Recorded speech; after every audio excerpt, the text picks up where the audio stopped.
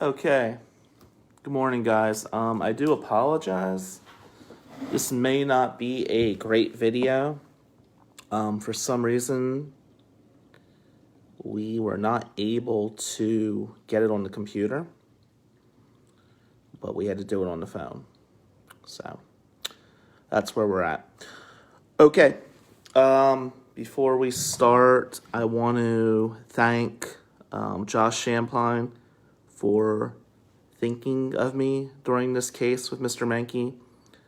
I want to thank Nikki Lindsay for all her hard work that she does in Shiawassee, caring about citizens of that community. And I want to thank Nick Sanderson for making this such an important issue to him. So, been a long night. I do know that Mr. Manke was served with a cease and desist by the Michigan State Police Department, and there were 6 MSP troopers there, which is kind of ridiculous for a 77-year-old man, but that's what happened. So, this is one of the more difficult videos I've ever had to do.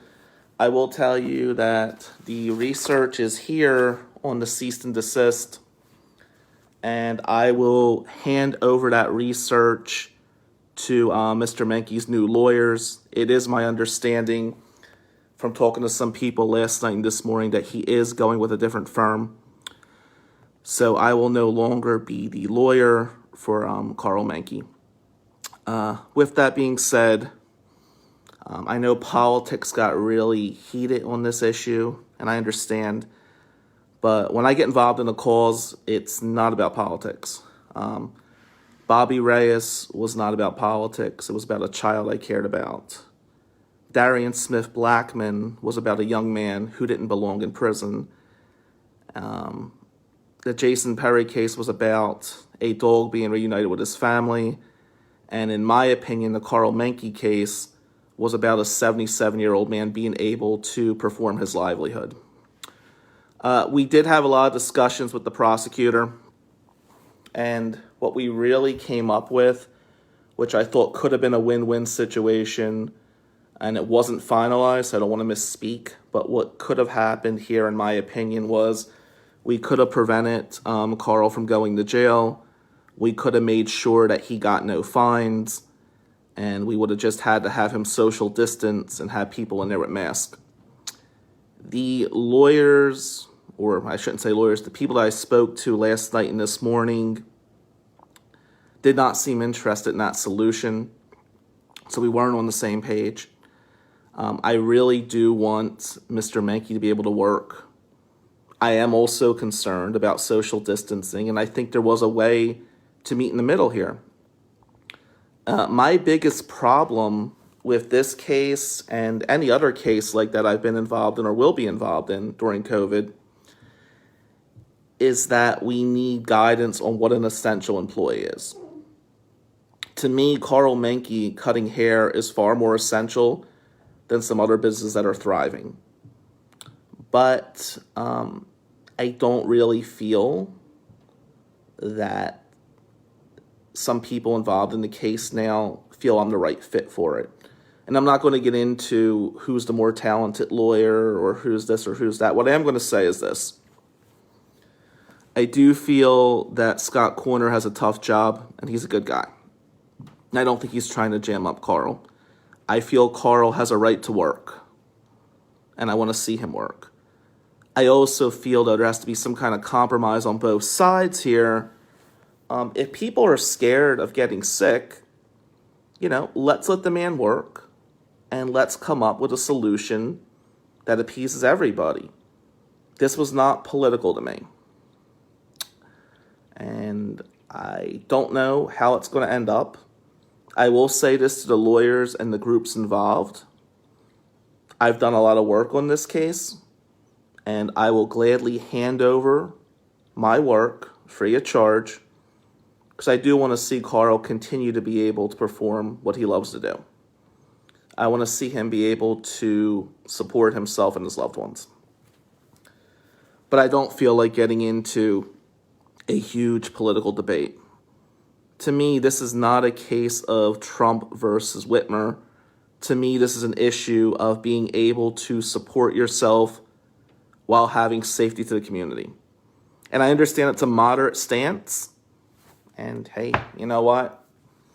If you feel me being moderate is not the right fit, that's fine.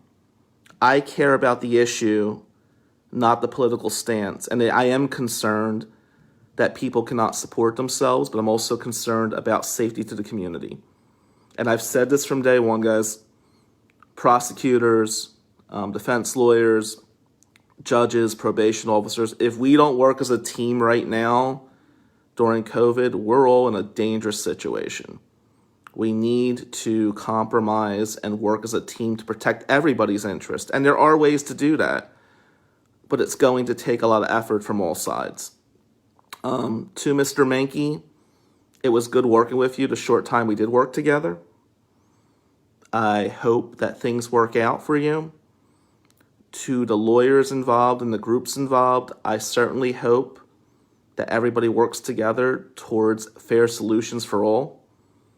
My agenda was to keep the man working, protect him from incarceration, and not have him get fined. If that's not the resolution we're looking for, then clearly I'm not the attorney you want, and we'll go our separate ways. Again, to the attorneys, there's been a lot of research done, and I feel the research I've done on long hours of the night will help Karl, will help protect him. And if you want it, just reach out to me and I will gladly provide it to you, because I do care about the man's situation. And I'm sorry we weren't on the same page here. Shiawassee County does mean a lot to me. And it's kind of sad, the situations I'm seeing right now where there's so much division. I do think this is a time where, working together could really be a great thing for everyone. And I think COVID-19 could potentially bring us all closer together. There won't be so many lines drawn in the sand. That's what I would hope for. But to me, it's not a right-wing or left-wing issue.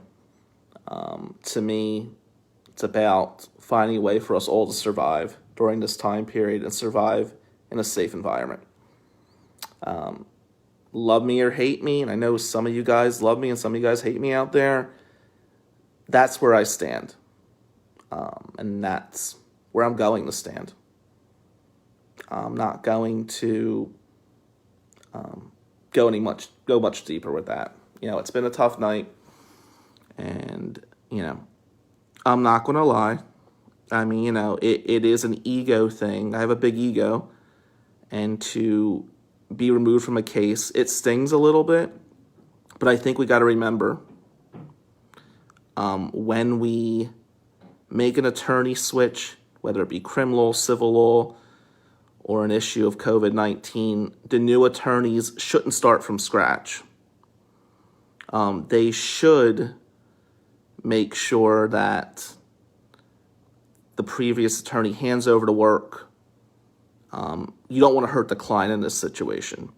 You hope when there's an attorney switch that the client's situation is bettered. And I'll stress this one last time, and I'm going to call it a day. To the new attorneys and the handlers and the groups involved, I've done work.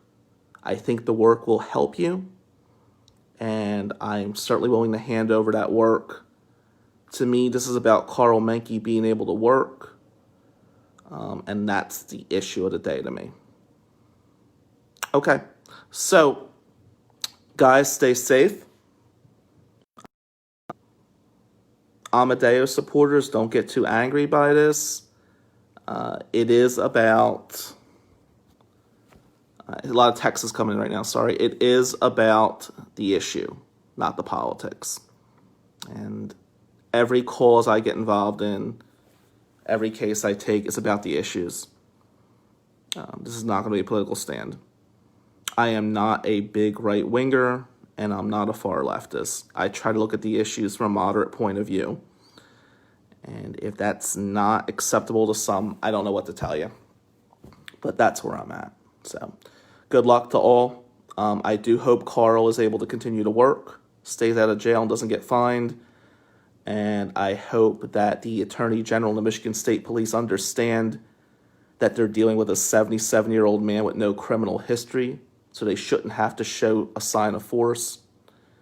And I hope Scott Corver is able to navigate the waters, because his whole agenda from day one was to protect Shiawassee County. So good luck to all. Take care, guys.